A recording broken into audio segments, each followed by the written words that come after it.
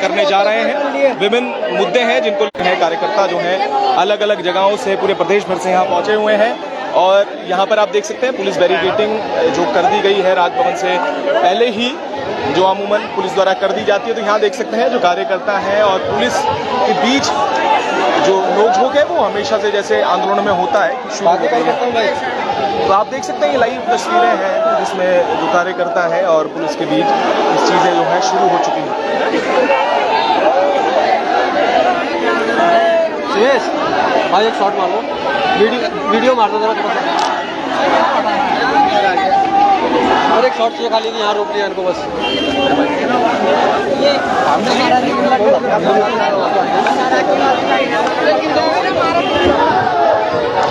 आप देख सकते हैं कि अलग अलग हिस्सों से जो सुराज सेवा दल के लोग हैं उन्होंने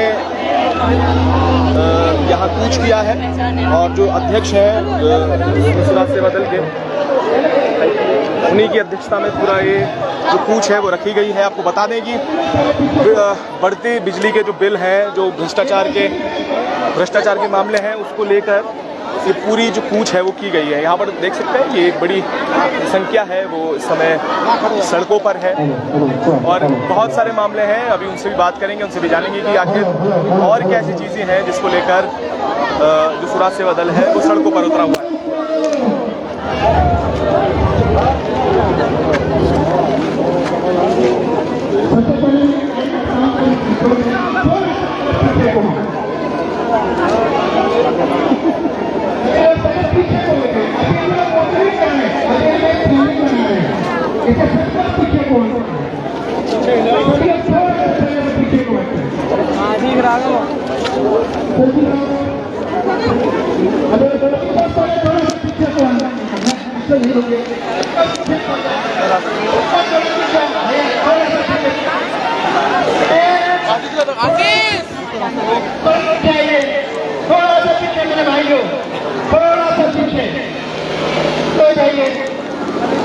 थोड़ा सा पीछे इस तरीके से हम चढ़ नहीं पाएंगे।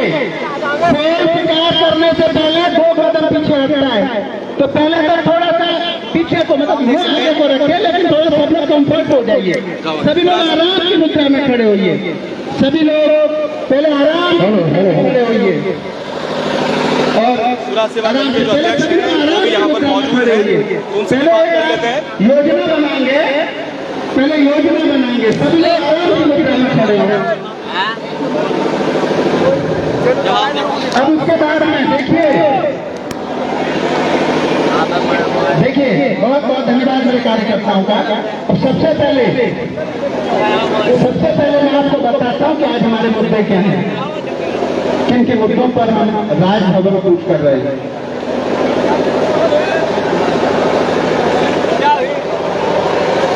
सुराज सेवा दल के सभी कार्यकर्ताओं से मेरा निवेदन है, अगर मेरी आवाज आप लोगों तक पहुंच रही है तो कृपया करके आज हम लोग यहाँ पर क्यों आए हैं, यहाँ के आने के क्या मुद्दे हैं ये आप लोग सुनो पहले। और जोशी जी आपको देखो इतनी बार बोल दिया है, थोड़ी देर शांति बनाए रखिए और जो ये बोल रहे हैं उनको ध्यान से सुनिए। बहुत बहुत धन्यवाद है। सबसे पहले मेरे साथियों, सबसे पहले मैं आज आप लोगों को एक चीज बता दूं कि जो आज पहले सभी लोग एक बात सुन लीजिए, सभी लोग बैठ जाओ, सभी लोग बैठ जाओ, सभी लोग एक बार बैठ जाइए। तुम तो बैठोगे तभी बैठेंगे सभी लोग एक बार बैठ जाइए। देखिए सबसे पहले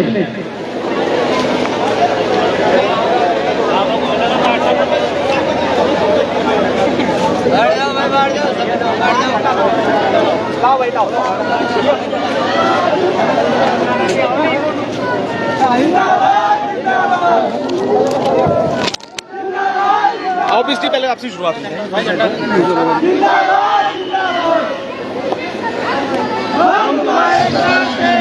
पहले राजभवन की क्यों करने जा रहे हैं।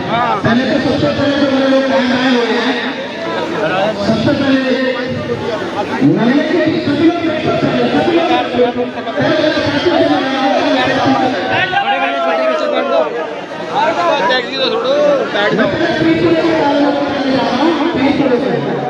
कांग्रेस के द्वारा के खिलाफ से पूरा अत्याचार किया गया और उसके खिलाफ क्या करा है तमाम लोगों का। भारतीय जनता पार्टी के प्रकार से जो कोई राजनीति कर रही है तमाम बिंदुओं पर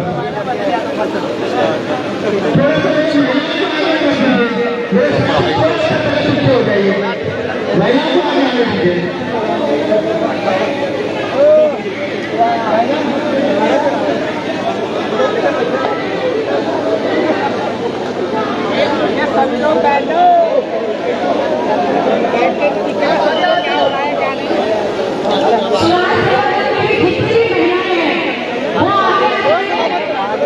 अगर मेरी आवाज पहुंच रही है, जितनी भी महिलाएं सबसे आगे आ जाइए। देखो महिलाओं को सही तरह अत्याचार हो रहा है। महिला अत्याचार को लेकर और तमाम जो मुद्दे हैं उसको लेकर जो है सुराज सेवा दल आज राजभवन कूच कर रहा है। और अभी तमाम मामले हैं जिसमें निधि यादव प्रकरण है, चाहे बिजली विभाग के जो बढ़ते दाम हैं उसको लेकर और जो भ्रष्टाचार लगातार प्रदेश में बढ़ रहा है, तमाम मुद्दों को लेकर तो सुराज सेवा दल के जो कार्यकर्ता हैं वो सड़कों पर इस समय मौजूद हैं और राजभवन की ओर जा रहे हैं।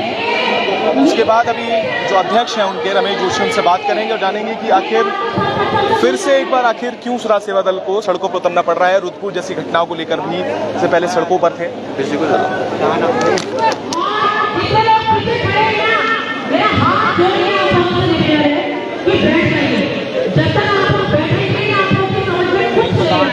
हेलो भाई साहब, ओ भाई साहब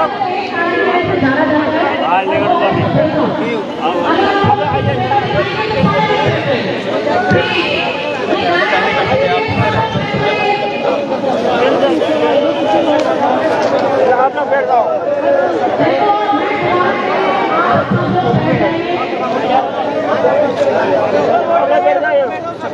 हेलो भाई साहब,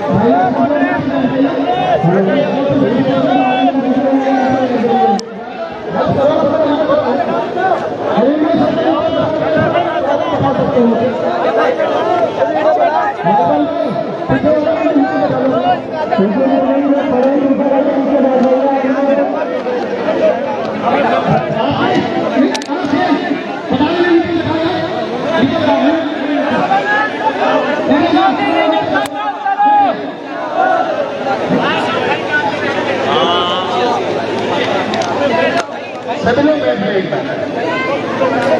हमें सबसे पहले बता दूं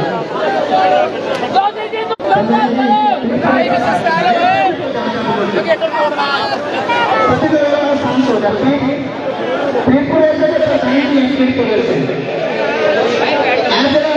बताइए खड़ी कर दीजिए सबको, पूरे वाले को लगने वाले प्रधान जी, लगने वाले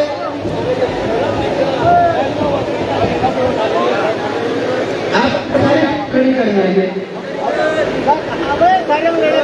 जोशी जी तुम संघर्ष करो, जोशी जी तुम संघर्ष करो।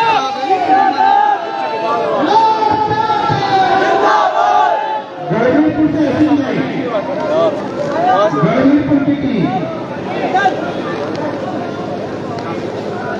बैटलमेंट से हमारे गाँव का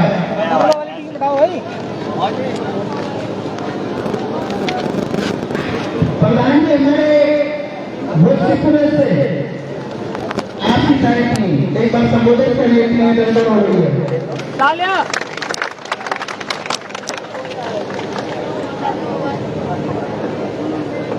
हमारे दिल्ली हमारे कोटा मुरादनगर से सेक्टर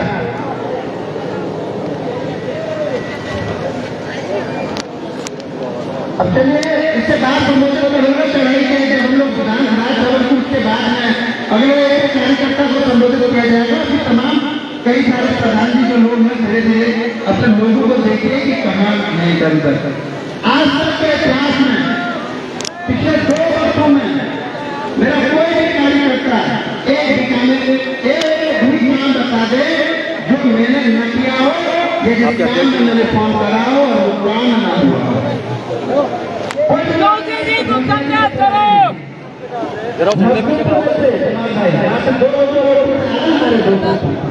तो मुझे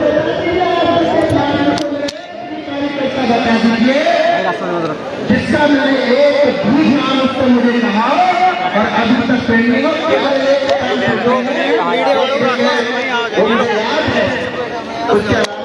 अभी तक कोई काम, क्योंकि मैं दलाली नहीं करता हूँ, मैं काम करता हूँ अपने लोगों के लिए, मैं अधिकारियों का सम्मान करता हूँ, लेकिन बाद में जब मेरे कार्यकर्ताओं का दिया तो मेरे कार्यकर्ताओं के लिए मुझे बोलने की बात है तो उस संबंध को तिलांजलि दे देता हूँ। मेरे लिए मेरे कार्यकर्ता है, उसके बाद भाई जी उसका डंडा जरा छीन लो यार, दारू पी के।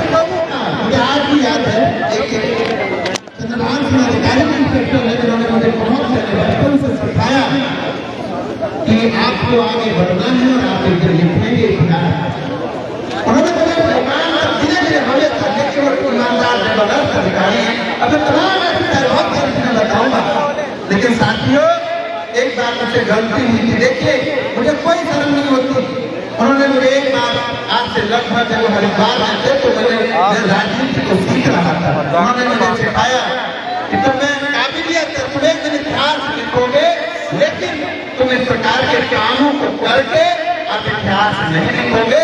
वो दिन है और आज का दिन है, कभी 1 रुपए की दलाली नहीं करी मैंने। उन्होंने मुझे बताया कि आज भी इस प्रदेश में जेकेबी के साथ जैसे अधिकारी हैं, राजेश भट्ट जैसे अधिकारी हैं और इसके ईमानदार डीजीपी हैं। मैं अपनी बेटी की कसम खा करके कहता हूँ, मेरा सर्वधर्म समाप्त हो गया। डीजीपी साहब ने कभी 1 रुपए अगर उनको कहीं जाना होता है अपनी प्राइवेट गाड़ी से तो अपने पैसों से तेल लगाते हैं।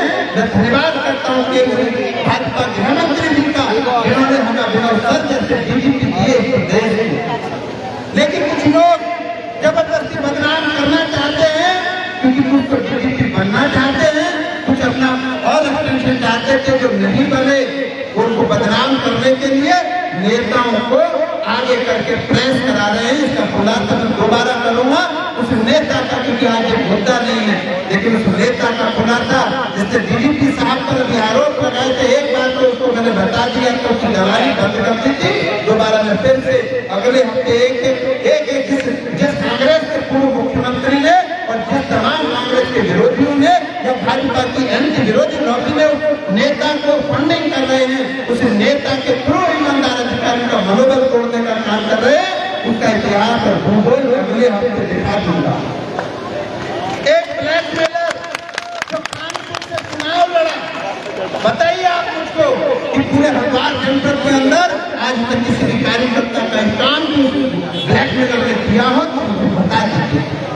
हमारे प्रदेश में रह रहा है, हमारे प्रदेश से पैसे कमाए, हमारे प्रदेश के नेताओं की स्टिंग करी, हमारे प्रदेश के नेताओं को ठगा, हमारे कार्यकर्ताओं को ठगा, हमारे लोगों को ठगा और आज उसको जूते की माला पहनानी चाहिए।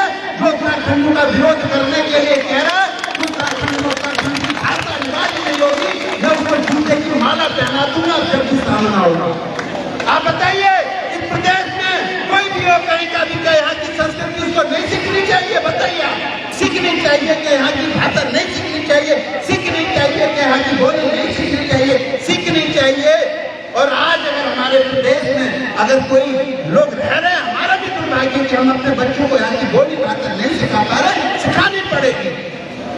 जब आप यहाँ के प्रदेश की भौगोलिक परिस्थिति के भौगोलिक स्थिति के बारे में जानेंगे, जब यहाँ का ख्याल जानेंगे कि उत्तराखंड राज्य आंदोलन से बना है, उत्तराखंड राज्य कैसे मिला है, उत्तराखंड क्यों लिया गया, बलिदान हुई, रामपुत्र जैसी घटनाएं हुई, इस दिन के दिन बैठने के लिए उत्तराखंड बना है। उत्तराखंड हमने अपने बच्चों के स्वर्णिम भविष्य के लिए बनाया था और उसको स्वर्णिम भविष्य लेते हैं। इन बैठने को यहाँ से भगाएंगे, यहाँ पर अपने प्रदेश के अधिकारियों को लाएंगे। आज कोई भी जो नेता है वो यहाँ के प्रदेश के अधिकारियों की बात नहीं कर रहा। 40 ग्रेड के पुलिस में सबसे ज्यादा हमारे उत्तराखंड का सिपाही है और दुर्भाग्य कि हमारे माननीय मुख्यमंत्री जी ने और पूर्व डीजीपी ने उनकी जो तनख्वाह थी उसको रोक दिया, उनको कीड़े पड़ेंगे।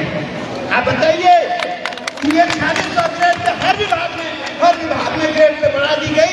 40 ग्रेड पे में हमारे उत्तराखंड के सिपाही हैं, अब BRS लेने को मजबूर है, उनको नहीं दी गई। और फिर आप पुलिस पर आरोप लगाते हैं किसी नेता ने बात को कहा केवल प्रेस रोड घुमा दिया, आप एक ज्ञापन देके फोटो खिंचा लेकर समझते हैं। आप बताइए, मैं भारतीय जनता पार्टी की डबल इंजन की सरकार से पूछना चाहता हूँ कलकत्ता में एक डॉक्टर के साथ रेप और हत्या हुई, उसकी तत्काल प्रभाव से सीबीआई जांच का आदेश कर दिया, सीबीआई जांच हो गई। हमारे उत्तराखंड में बहन अंकिता हत्याकांड हुई, रुद्रपुर में हमारी नर्स जो बहन बेटी है उसकी हत्या, बलात्कार किया, उसकी हत्या हुई और उसकी सीबीआई जांच नहीं की गई। जबकि कलकत्ता में उत्तराखंड में लगभग एक दो छात्र का सिद्ध होगा, एक ही साथ घटना हुई, इस प्रकरण की सीबीआई जांच क्यों नहीं हुई? मैं पूछना चाहता हूँ, वनभूलपुरे उत्तराखंड एक शांति वाला प्रदेश है, शांति के लिए जाना जाता है, ईमानदारी के लिए जाना जाता है। वनभूलपुरे में दंगा हुआ, जेल गए, जो लोग आरोपी थे उनको जेल भेजा। तो मैं पूछना चाहता हूँ कि उस अधिकारी को भी तो जेल भेजना था जिसने उनको उकसाया था, क्या उनको उस अधिकारी को भी जेल भेजना था? उनको भी भेजना था। और पूरे यहाँ पर बहुत ईमानदार डीजीपी हैं, उनके पास दंगे का तजुर्बा था, जो हल्द्वानी वनभूलपुरे में जिस समय दंगा हुआ उसको उनके द्वारा रोक दिया गया, उनका तजुर्बा यहाँ काम आया, वरना आज उत्तराखंड आसाम बन चुका होता है, जल चुका होता है। और वैसे भी जो भाजपा है, ये डबल इंजन की जो सरकारें हैं, ये लाशों पर राजनीति करती है। आज ये तमाम जो कार्यकर्ता बनाते हैं, किसी कार्यकर्ता का काम नहीं करते, दलाली और ब्लैकमेलिंग के अलावा कुछ नहीं करते। और कांग्रेस इनको सपोर्ट दे रही है। केवल एक बार प्रेस नोट दबा दिया, बताइए कांग्रेस के यहाँ लगभग जितने विधायक हैं, अगर ये चाहते तो भाजपा की ईंट से ईंट बजा देते। क्या इनके पास 50,000 कार्यकर्ता नहीं है? अगर 50,000 कार्यकर्ता उत्तराखंड की धरती पर एक साथ आकर के राजभवन कुछ कर देते तो मैं गारंटी देता हूँ किसी की गारंटी फेल हो सकती है, रमेश जोशी की गारंटी फेल हो।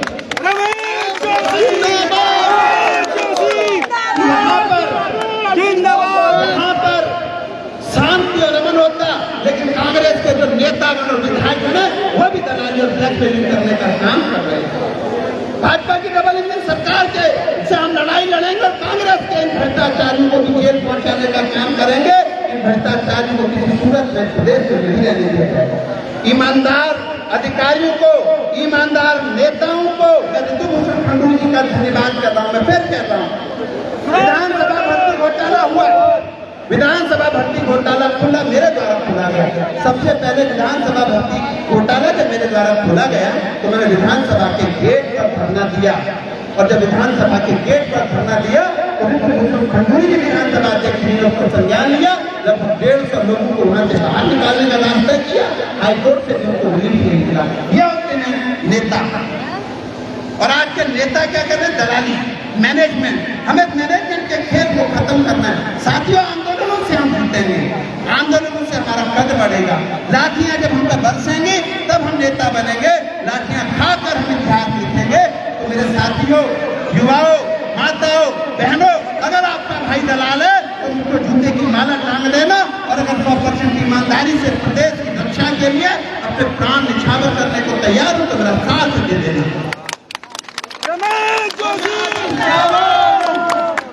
कि आप मेरा साथ दो, मैं आपको विकास दूंगा। मुझे विधायक और मंत्री, मुख्यमंत्री बनने की कोई आवश्यकता नहीं है, न मुझे बनना। मैं विश्वास नहीं करता सरकारों में, मैं विश्वास करता हूँ लोकतंत्र में, जनता में। 5 बच्चों ने श्रीलंका में आंदोलन शुरू करा और श्रीलंका में तख्ता पलट कर दी। जब युवा शक्ति और मातृशक्ति जब जागती है तो निश्चित तौर से इतिहास दिखती है, इतिहास बदलती है। तो मैं अपने साथियों से मैं अनुरोध करूंगा कि थोड़ा सा हमें यहाँ जिसको बैरिकेडिंग क्रॉस करनी है, हमें बैरिकेडिंग करनी है, हमें दिखाना है कि सुराग का एक सैनिक न तो पुलिस की हाथ से करेगा न पुलिस की नर्स से करेगा।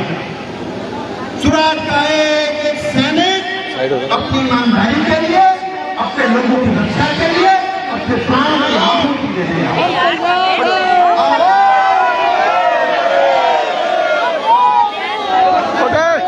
आप देख सकते हैं कि आह्वान कर दिया गया है और बैरिकेडिंग जो लगाई है उसको चढ़ने की बात जो करी। आप देखिए, अब ये देखिए बैरिकेडिंग की। और आप देख सकते हैं कि जो पुलिस और जो कार्यकर्ता हैं उनके बीच जो अब यहाँ पर खींचातानी जो है शुरू हो चुकी है। अब ये लाइव तस्वीरें आप देख रहे हैं।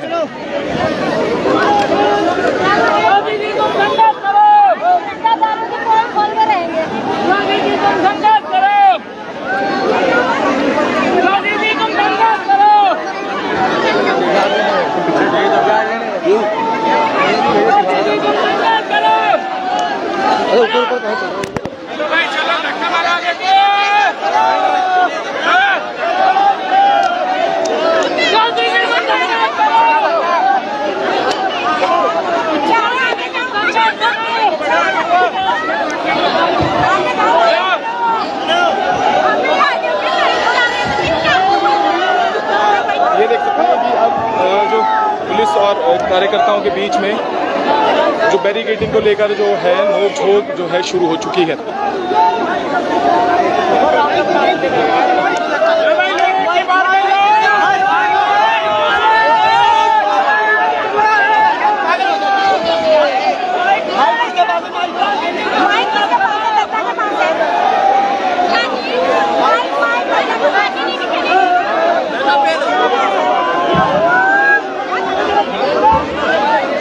आप देख सकते हैं ये है तस्वीरें यहाँ की। आपने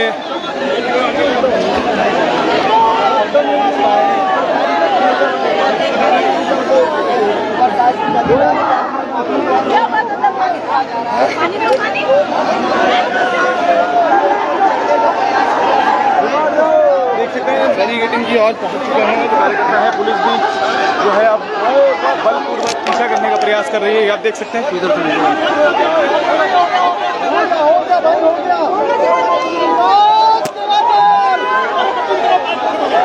आप देख सकते हैं कि बैरिकेडिंग के ऊपर जो है चढ़ चुके हैं।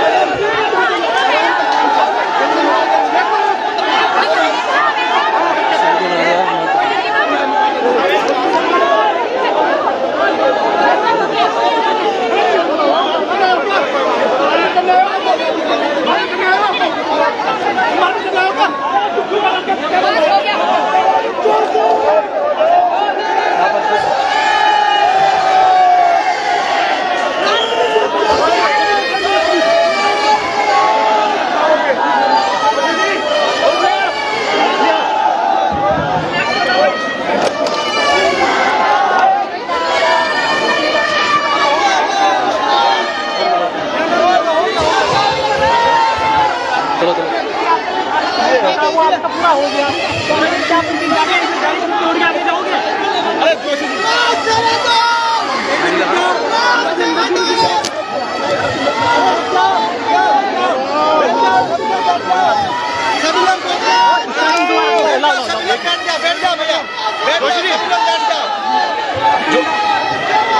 सभी लोग बैठ जाओ।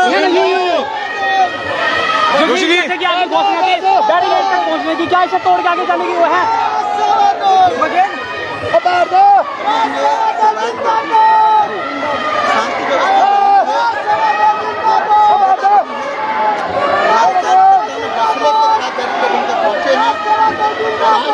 हमने इनको समय दिया है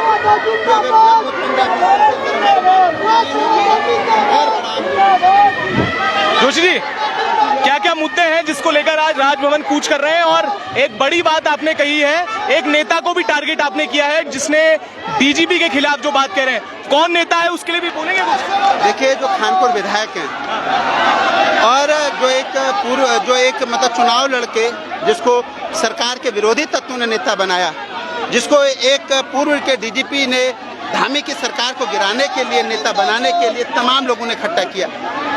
हमने उस नेता के लिए बड़ा कद बनाया, लेकिन मैं बताना चाहता हूं कि अगर प्रदेश की सरकार को उखाड़ना था तो जिस दिन प्रीतम सिंह जी वहां आए उनको सम्मानपूर्वक बैठाते, मुन्ना सिंह इस्तीफा देते और पूरे प्रदेश की सरकार पलट जाती। मैं अपने इष्ट की साक्षी मान के कहता हूं कि डीजीपी साहब ने रिश्वत के तौर पर कभी 1 रुपया नहीं लिया। ये सच है कि सरकार गिराने का पूरा चांस था। और मैं खानपुर विधायक को जो फर्जी बातें करते, जिन्होंने कहा गुप्ता बिल्डर ने सरकार गिराने के लिए पैसे दिए, मैं पूछना चाहता हूं कि क्या वो कान लगा के सुन रहे थे? और कान लगा के सुन रहे थे तो उन्होंने उसी दिन उसका विरोध क्यों नहीं किया? पहले वो 3 दिन में कह रहे थे कि एसएसपी और डीएम के बाहर भूख हड़ताल करूंगा, भूख हड़ताल भी नहीं करी। स्टिंग करना इन नेताओं का काम बन चुका है। प्रेशर बना के अपने पैसे कमाने में लोग लगे हैं। सुराज से बदल की जो प्रमुख मांगे हैं, देखिए, जब कलकत्ता में डॉक्टर के साथ बलात्कार और हत्या हुई तो उसकी तुरंत सीबीआई जांच कर दी गई। उत्तराखंड में जो हमारी रुद्रपुर बेटी के साथ जो बलात्कार और हत्या उसकी सीबीआई जांच क्यों नहीं? बहन अंकिता के साथ हत्याकांड हुई, उस बहन अंकिता के लिए सीबीआई जांच क्यों नहीं? वनभूलपुरा दंगा जो हुआ उसमें मैं पूछना चाहता हूँ कि केवल उन्हीं लोगों का दोष था? वो लोग जो जेल गए, जो दोषी जेल गए, उसके अलावा जिन अधिकारियों ने उनको उकसाया उनको भी जेल भेजना था। वो तो डीजीपी साहब का धन्यवाद है, उनको एक्सपीरियंस था। रुद्रपुर जो दंगा रोका उन्होंने, जब वो दंगा होने के बाद उनको एसएसपी बना के रुद्रपुर भेजा गया, उनके बाद बहुत मजबूत अनुभव था जिससे कि आसाम होने से बच गया। सर आपका आज में तमाम जो भ्रष्टाचारी नेता हैं या भ्रष्टाचारी अधिकारी आज पूरे प्रदेश में, अभी उमेश कुमार जी ने एक बयान दिया कि यहाँ की भाषा निवारणी, उत्तराखंड में रह रहे हो, उत्तराखंड का खा रहे हो, उत्तराखंडियों के बीच नेता बन रहे हो और यहाँ की संस्कृति को रोकने का प्रयास कर रहे हो। आप यहाँ की भाषा का आप को रोकने के लिए कह रहे हो, आप कह रहे हो कि यहाँ की भाषा निवार क्यों नहीं? आप ये बात पंजाब जाके कहिए, आपको पता चलेगा। आप अन्य किसी प्रदेश में जाकर के, जब सारे प्रदेशों में वहाँ की लोकल भाषा जो है वो जरूरी है, तो यहाँ भी तो लोकल भाषा होनी चाहिए। जब लोकल भाषा यहाँ पर हुई तभी आज यहाँ के कई पीसीएस ज्यादा पीसीएस निकले। आज 13 डिस्ट्रिक्टों में ऐसे देखिए उत्तराखंड के कितने अधिकारी, कितने डीएम यहाँ पर, कितने एसएसपी यहाँ पर हैं। तो यहाँ के उत्तराखंडियों को एक होने की जरूरत है। इन भ्रष्ट नेताओं को, भ्रष्ट अधिकारियों को यहाँ से खदेड़ने की जरूरत है और सुराज लेकर रहेगा। सर आपका एक बयान है कि भाजपा कांग्रेस चोर मुसरबाई, ये क्या मामला है? देखिए, अगर कांग्रेस के पास के 50,000 कार्यकर्ता नहीं है, अगर कांग्रेस चाहती तो भाजपा की जो ये भ्रष्टाचारी सरकार है, भ्रष्ट इसको उखाड़ने का काम करती है। इतनी घटनाएं इतने यहाँ पर हो रही हैं, इतना भ्रष्टाचार हो रहा है। निधि यादव का जो भ्रष्टाचार था, विजिलेंस तो उसकी प्रॉपर जांच नहीं करी, विजिलेंस की क्लीन चिट देने का काम कर रही है। बिजली में इतना भ्रष्टाचार हो रहा है, ऊर्जा प्रदेश होने का बिजली के दाम लगातार बढ़ रहे हैं। अगर कांग्रेस चाहती जन आंदोलन बना देती, कांग्रेस आंदोलन से बन के कांग्रेस बनी है, तो बताइए क्या भ्रष्टाचार होता। लेकिन भ्रष्टाचार में केवल वो सब लोग संलिप्त हैं, चोर मौसेरे भाई हैं। वो केवल दिखाने के लिए, फोटो खिंचाने के लिए प्रेस करते हैं और इन चीज़ों को बदलना होगा, बदलना पड़ेगा। ये पत्रकारों पे भी लगातार हमले की घटना हुई है, जो कि पिछले बीते दिनों डिमरी जी हैं उनके भी हमला किया गया। इसके बाद अवैध शराब को लेकर भी बड़ी संख्या में जो ऋषिकेश में चल रहा है, उसको लेकर क्या कहेंगे? देखिए, जो हमारे डिमरी जी पे हुआ वो बेहद दर्दनाक है और बेहद निंदनीय है। लेकिन इसमें जो मेन गलती है वो आबकारी विभाग की है। माननीय मुख्यमंत्री जी का विभाग है आबकारी वालों को ठेके के कैमरे लगातार रोकने चाहिए। आबकारी का सिपाही ठेकों पर रहना चाहिए। पुलिस तो, अगर ये आरोप लग रहा है पुलिस कितने सिपाही प्रदेश में बताइए आप? भाई लगभग 1 करोड़ से ऊपर की यहाँ की आबादी है, कितने सिपाही हैं, कितने लोग हैं? भाई जिस विभाग में जो विभाग है उसको अपना कार्य ईमानदारी से संभालना पड़ेगा ना। चुनाव के समय पर 10% आबकारी से कमीशन गई। लगातार ये लोग तमाम जिला आबकारी अधिकारी और तमाम सिपाहियों को ये जो आबकारी के हैं उनको पैसे दे रहे हैं। ये काम आबकारी का है। योगेश डिमरी पर जो हुआ वो निंदनीय है, गलत है। उसके खिलाफ मुकदमा भी हुआ, उसके लोगों पर भी मुकदमा हुआ और आगे भी मुकदमे होते रहेंगे। और उन सिपाहियों को या उन दरोगाओं को कप्तान साहब ने तत्काल प्रभाव हटाने का कार्य किया जो इसमें दोषी थे। तो ये आपने सुना कि क्या कहा है रमेश जोशी ने, तो अब देखना होगा कि आगे क्या होता है। हमें लगातार अपडेट करते रहेंगे। तब तक जुड़े रहिएगा।